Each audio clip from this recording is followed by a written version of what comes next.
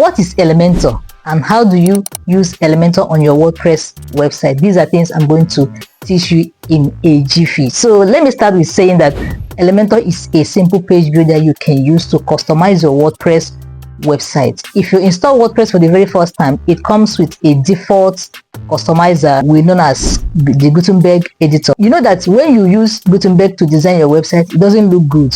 It doesn't look like the one Elementor did. It doesn't look like the one you designed with Elementor. In this video, I'm going to walk you through step by step on how to use Elementor to design your website to look much more better and attractive for your website visitors. So Elementor is simply a page builder that you can install, and it's also a plugin that you can install and use it to customize your WordPress website. So I'm going to teach you what it does. Stick around. Just hover around plugins, click on add plugin, come to your search bar and type Elementor.